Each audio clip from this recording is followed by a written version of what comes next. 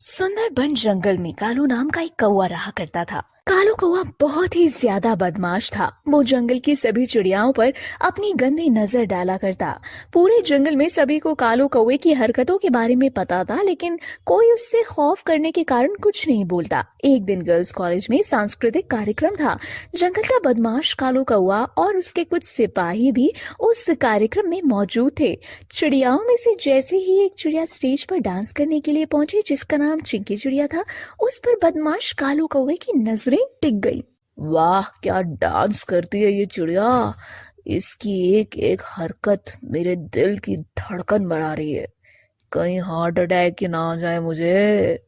कालू कौवे ने ये बात अपने सिपाही चिंटू तोते से कही। क्यों रे चिंटू, ये किसकी लड़की है? मुझे इसकी कुंडली चाहिए। दिल आ गया है मेरा इस पर। चिंकी चिड़िया कॉलेज की सबसे होनहार छात्रा थी। वो सिर्फ ना ही पढ़ने लिखने में अच्छी थी, बल्कि खेलकूद और सांस्कृतिक कार्यक्रमों में भी हमेशा प्रथम आती थी। सांस्कृतिक कार्यक्रम के बाद चिंकी चिड़िया को ये बदमाश कालू कौवे के हाथों प्राइज भी दिया गया। प्राइज देते वक्त कालू कौवा चिंकी चिड़िया को घूरते हुए कहता है, काफी अच्छा नाचती हो, हमें तुम पर गर्व है। धन्यवाद साहब। चिंकी चिड़िया की आवाज सुनकर कालू कौवा और भी ज्यादा मोहित हो गया। बाकी उसके सिपाहियों ने पता लगा लिया कि वो बंटी कबूतर की बेटी और उसका घर पुराने तालाब के पास है। अगले दिन उसका सिपाही चिंटू तो पास आकर उससे कहता है, कालू भैया, उस चिड़िया की माँ नहीं है और वो बंटी कबूतर की बेटी है। आप उसके घर कभी भी जा सकते हैं और कुछ भी कर सकते हैं।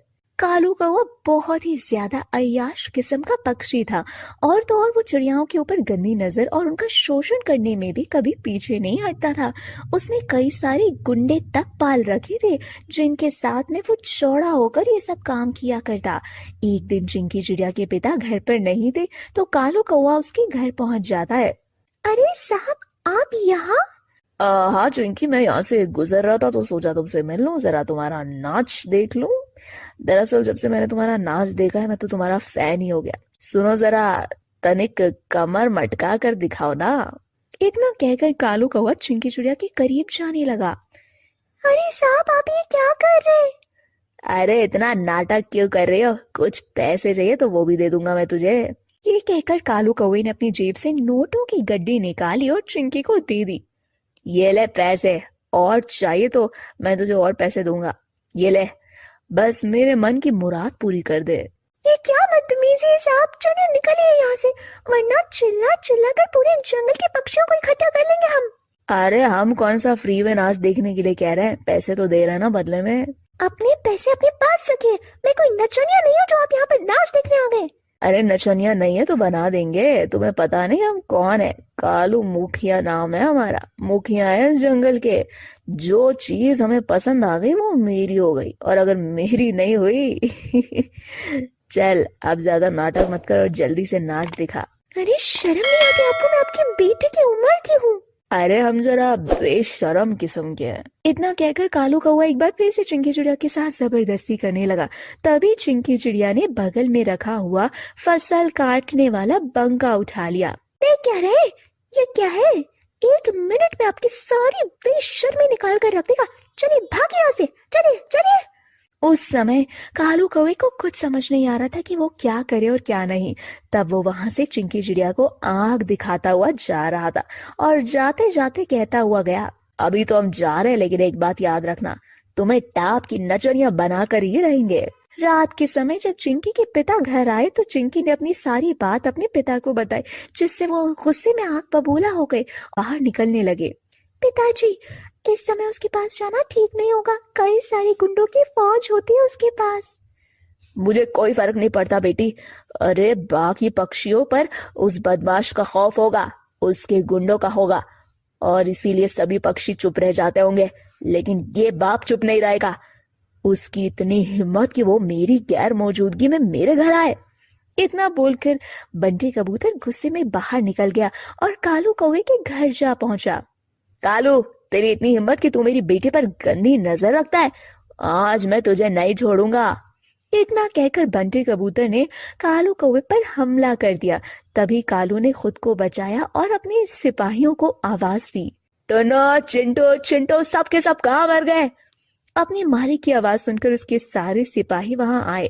तभी टुन्नू चिड़ा कहता है, क्या हुआ मालिक? क्या हुआ? अरे देख नहीं रहा हो? तुम्हारे होते हुए ये पक्षी घर में हथियार लेके कैसे घुस गया? कहाँ थे तुम सब? वो मालिक। चुप रहो हराम खोरो, अभी तुम्हारी लापरवाही की वजह से मेरी जान चली जाती। मालिक अब बिल्कुल चिंता मत कीजिए।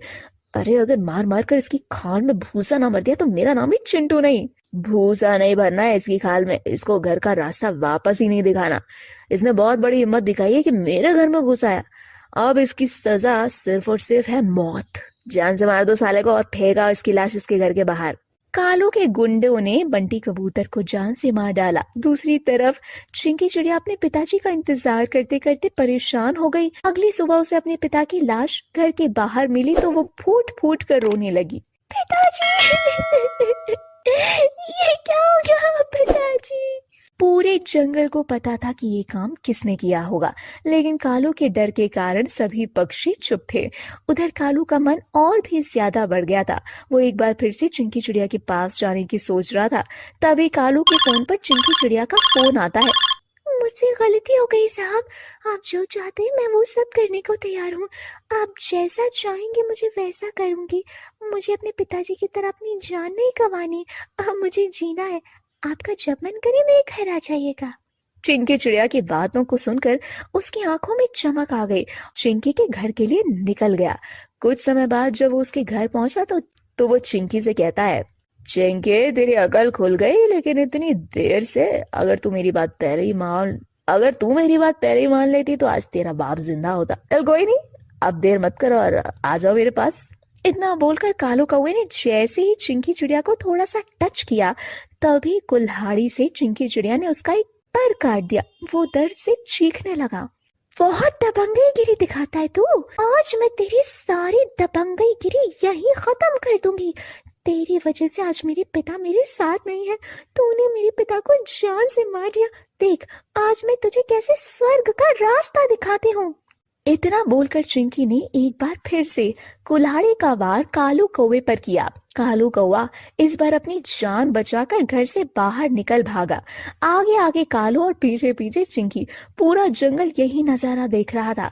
कालू के गुंडे भी यहाँ वहां जमा हो गए, लेकिन चिंकी चिड़िया का रुद्र रूप देखकर किसी भी पक्षी को उसके सामने आने की हिम्मत नहीं हुई। भाग कालू, जितना भागना है उतना भाग, लेकिन आज तो अपनी मौत से पीछा नहीं छुड़ा पाएगा।